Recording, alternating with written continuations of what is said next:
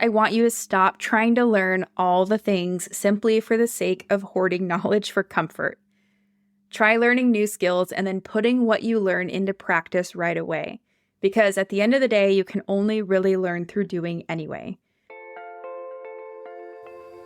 Welcome to the Fiction Writing Made Easy podcast. My name is Savannah Gilbo, and I'm here to help you write a story that works. I want to prove to you that writing a novel doesn't have to be overwhelming. So each week, I'll bring you a brand new episode with simple, actionable, and step-by-step strategies that you can implement in your writing right away. So whether you're brand new to writing or more of a seasoned author looking to improve your craft, this podcast is for you. So pick up a pen and let's get started. In today's episode, we're going to talk about imposter syndrome. And did you know that over 80% of the population experiences imposter syndrome at some point in their life? At this point, I'd be more surprised meeting somebody who has never experienced imposter syndrome than meeting somebody who experiences it on a daily basis. It's that thing that not only fills you with dread, but feelings of inadequacy, low self-esteem, and skepticism about your talents, skills, and capabilities.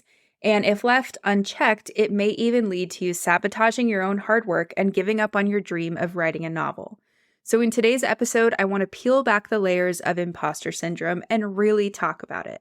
What does it mean and when does it pop up? How can you recognize it for what it is? And more importantly, how can you overcome it? So let's dig right in by talking about what imposter syndrome is. And imposter syndrome was first described by two psychologists back in the 1970s like this. Quote, imposter phenomenon occurs among high achievers who are unable to internalize and accept their success. They often attribute their accomplishments to luck rather than to ability and fear that others will eventually unmask them as a fraud, unquote. What a definition, right? Now, even though imposter syndrome isn't technically recognized as an official diagnosis, most people, including psychologists, acknowledge that it is very real and it is super common today. Dr. Valerie Young, author of The Secret Thoughts of Successful Women, has broken down imposter syndrome into 5 different types. And understanding your type is really important because each has slightly different habits or patterns that can keep you stuck, which means that each type also has specific things that you can do to get yourself unstuck. And when I read Dr. Valerie Young's book, this was a total game changer for me because I'm guilty of so many of these habits that I never realized were actually imposter syndrome showing up in disguise. So we will link to Dr. Valerie Young's book in the show notes, but if you're taking notes, it's called The Secret Thoughts of Successful Women. Now, with all of that being said, let's dig into the 5 types of imposter syndrome as identified by Dr. Valerie Young, along with how these types of imposter syndrome show up for writers and the action steps you can take to overcome imposter syndrome. So the first type is the perfectionist, and perfectionism and imposter syndrome go hand in hand.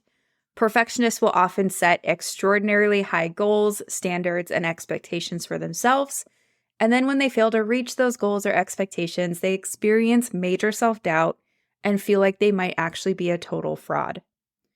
Just last week, one of the writers in my Notes to Novel course asked me, how do I stay motivated when everything seems to get in the way of my writing? And after talking for a few minutes, we realized that she just had really unrealistic expectations that were essentially setting her up for failure. This writer worked a full-time job, she had 2 kids under the age of 10, she volunteered at her local church, and she was caring for an elderly parent, all while trying to write a novel from scratch. Now, I'm not saying this writer couldn't write a novel while juggling all of this, but her goal was to have a finished and ready-to-query draft in 3 months, which was unrealistic. So every time she thought about writing or whenever she sat down at her desk, she felt uninspired and like something must be wrong with her because she wasn't feeling motivated to do the work. However, it was really just her unrealistic expectations that were zapping her motivation. So what I mean by this is that if she were to write an average length novel of say about 80,000 words in 3 months, that means she would have had to write about 6,500 words per week, and that's a lot. Not to mention the fact that she wanted her draft to be in good enough condition to query, that means she would have needed to build in editing time too, and possibly even some time to get some outside feedback. So her timeline just wasn't realistic no matter how you looked at it. So who could blame her for feeling uninspired and unmotivated? I know I certainly couldn't. Now, if you relate to this writer, I hope you know that you're not alone. I resonate with this type of imposter syndrome the most, and it's something that I have to work on actively every single day. So if this is you too, then here is the action step I want you to take. First, you'll need to accept that it's literally impossible to be perfect all the time. There will always be something that you could have done better. So it's really important just to acknowledge and accept that. Second, I want you to focus on giving yourself grace and start celebrating the small wins that occur along the way. Oftentimes, we can be so focused on one big goal that we're never satisfied, even if we've been doing some pretty awesome things along the way. So it's really, really important to celebrate those small wins. The second type is the superhuman. So have you ever felt like if you pushed yourself a little more or worked a little harder than everyone else, then maybe you could measure up? And then maybe, just maybe, you wouldn't be exposed as a fraud. If you're nodding your head, don't worry, you are not alone. But this type of workaholism can lead to serious burnout and mental fatigue. It takes the creativity and the fun out of writing a novel, and it could even sabotage your personal relationships. It's just not healthy. A writer I worked with this year had recently joined a critique group, and everyone else in the group except her had written and published at least one book. For some people, being in this type of scenario would be inspiring. Sometimes it's really awesome being the least experienced one in the room, but for many writers, this can be a breeding ground for insecurities to fester. And that's exactly what happened in this writer's case. Because her peers had already written and published books, they'd gone through the entire writing, editing, and publishing process already. They knew what certain terms meant, and they had connections in the industry, and they didn't feel as nervous or insecure about some of the things that new writers stress over. So long story short, this writer that I worked with told me that every time she went to her critique group meeting, she felt like she didn't measure up to the other writers. So the other writers in the group could crank out a first draft in 3 to 6 months, but it was taking her that long just to brainstorm and outline her novel because it was her first one. But it was taking her that long to brainstorm and outline her novel.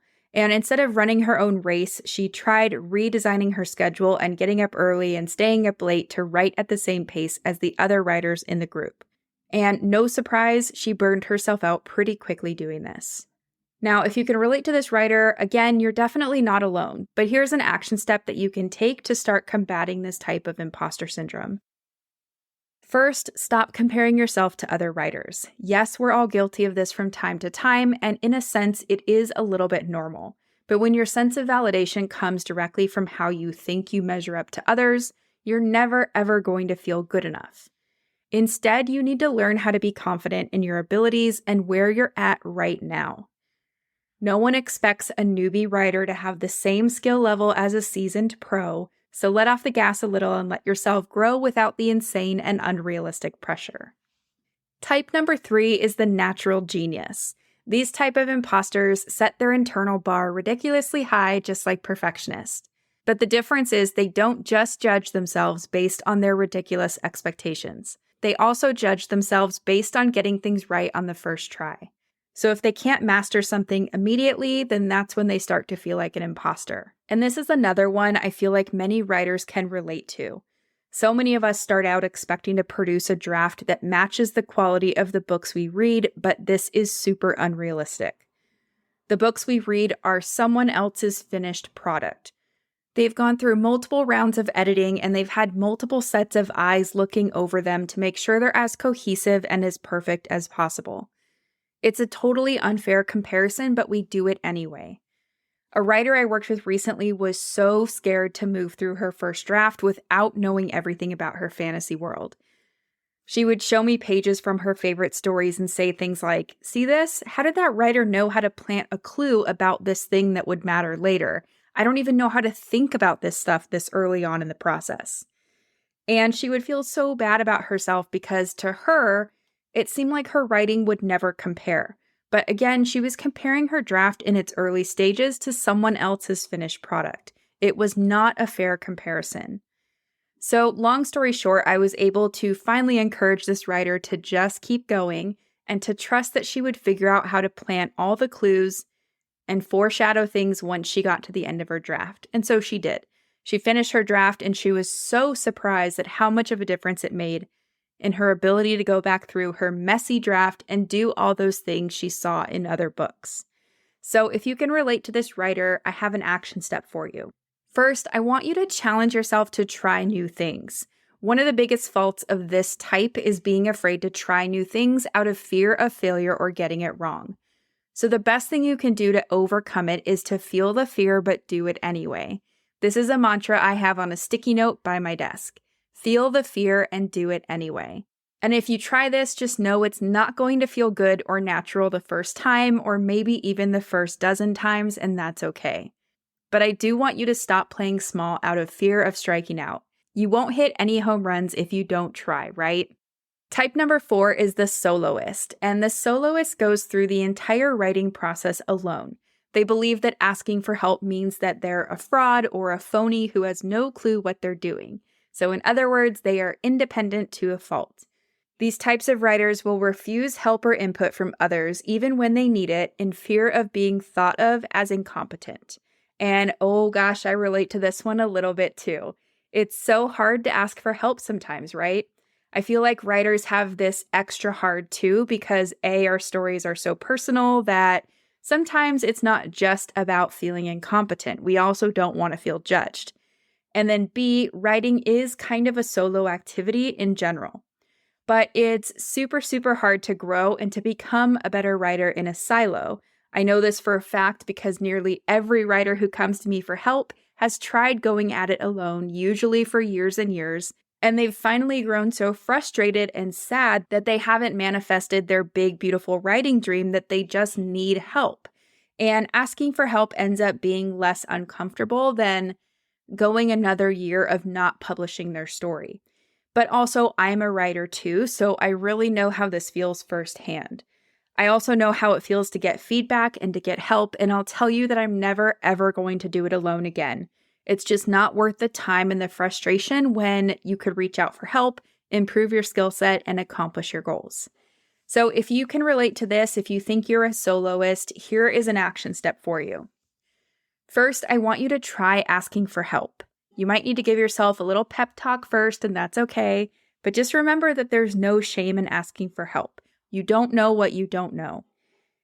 And trust me, it's better to ask for help than to just stumble along in the dark trying to figure things out for yourself. Second, you can try reframing the way you think about writing. So in my Notes to Novel course, I encourage my students to say that they're discovering their first draft, not writing it.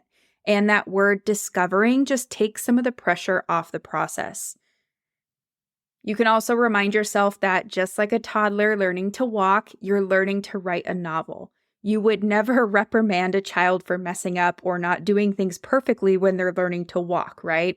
So why shouldn't you receive the same grace while learning to do something new like writing a novel?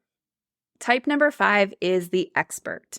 If you like learning more than you like doing, then you're probably the expert. This type usually measures their competence based on how much they know.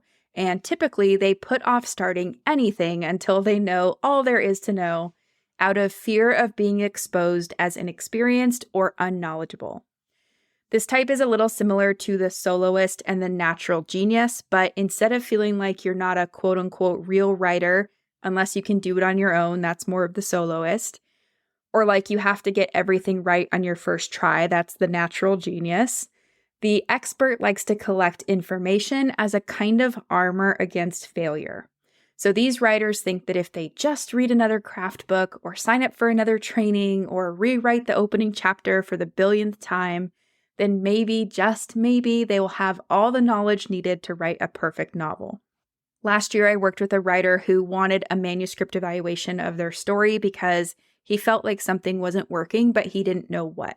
So he sent me all of his materials. He sent his draft along with this giant spreadsheet that had tables of all these different plotting methods on it. So the hero's journey, the save the cat beat sheet, the snowflake method, the key scenes and conventions of his genre.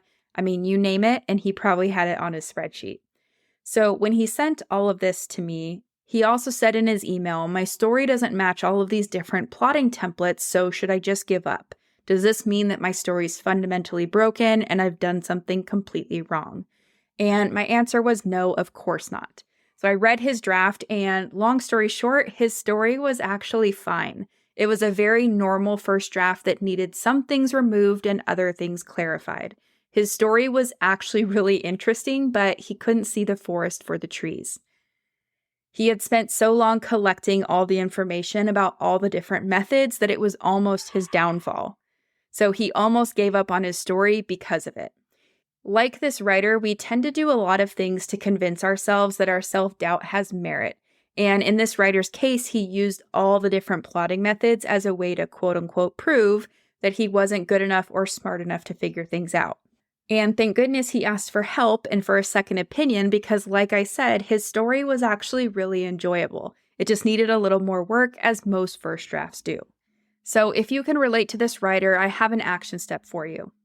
First, I want you to stop trying to learn all the things simply for the sake of hoarding knowledge for comfort. Try learning new skills and then putting what you learn into practice right away. Because at the end of the day, you can only really learn through doing anyway. Second, I want you to try narrowing down who you learn from to 1 or 2 trusted mentors and/or pick 1 or 2 writing methods that really resonate with you. You're going to make so much more progress and gain a much better understanding of the craft by going deeper into a few methods or models than trying to learn all of them. Now, there's a few things I want to say before we wrap up. And one of them, I just want to go through the different types really quick. So type 1 was the perfectionist. Type 2 was the superhuman, Type 3 was the natural genius, Type 4 was the soloist, and Type 5 was the expert. If I could summarize one main takeaway from all the advice in this episode, it would be to just write anyway. So feel the imposter syndrome however it shows up for you, and then just write anyway. Because imposter syndrome is never going to go away completely. It might decrease as your confidence and your skills grow, but then you try something different or do something new, and all of a sudden, imposter syndrome is back at a whole new level. So the very best thing you can do is start recognizing imposter syndrome for what it is. And that way, when it shows up, you can just say, hey, imposter syndrome, I see you over there, and then just keep doing your thing. Because I really believe that if you fail to recognize it, you might fall victim to the doubt and fear that will inevitably come up. And you might even quit something that's really important to you, like writing a novel. Or even worse, you might not try to do it at all. So that's it for today's episode. As always, thank you so much for tuning in and for showing your support. If you want to check out any of the links I mentioned in this episode, you can find them in the show notes listed in the description of each episode inside your podcast player or at savannahgilbo.com/podcast. If you're an Apple user, I'd really appreciate it if you took a few seconds to leave a rating and a review. Your ratings and reviews tell Apple that this is a podcast that's worth listening to. And in turn, your reviews will help this podcast get in front of more fiction writers just like you. And while you're there, go ahead and hit that follow button because there's going to be another brand new episode next week full of actionable tips, tools, and strategies to help you become a better writer. So I'll see you next week, and until then, happy writing.